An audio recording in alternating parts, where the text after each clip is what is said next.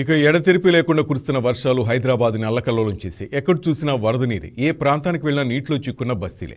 ఆదుకునే వారి కోసం ఎదురు చూస్తున్న జనం ఎటు వెళ్లాలో తెలియదు, ఇంట్లో ఉండలేని పరిస్థితి. గంట గంటకు పెరుగుతున్న నీటి ఉధృతి అరచేతిలో ప్రాణాలు పెట్టుకోవాల్సిన పరిస్థితి ఏర్పడింది. ముంపు ప్రాంతాలే కాదు, ఈసారి వర్షాలకు ఎవరు ఊహించిన విధంగా అనేక ప్రాంతాలు నీటిలో మునిగిపోయాయి.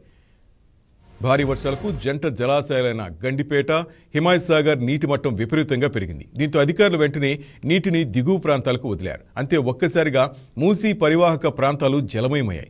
అర్ధరాత్రి నీరు బస్తీలు, కాలనీలను ముంచెత్తాయి. భయంతో వణికిపోయిన జనాలకు దేవుడే దిక్కన్నట్లు డిఆర్ఎఫ్ బృందాలు దిక్కయ్యాయి.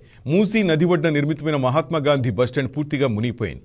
ఎటు చూసినా నీరే బయటకు వెళ్లే దారి లేక వందలాది మంది ప్రయాణికులు బస్టాండ్లో చిక్కుకుపోయారు. వెంటనే అక్కడికి చేరుకున్న డిఆర్ఎఫ్ బృందాలు తాళ్ల సహాయంతో ప్రయాణికులను బయటకు తీసుకొచ్చారు.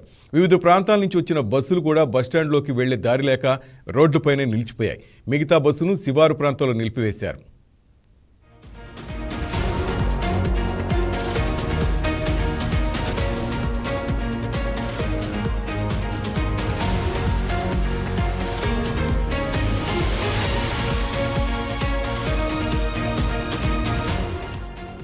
ఇక చాదర్ఘాట్ పరిస్థితి చెప్పాల్సిన పరిస్థితి లేదు. మొత్తం మూసానగర్ నుండి మొదలుకొని old Malakpet, race course road బస్తీలన్నీ నీట మునిగాయి.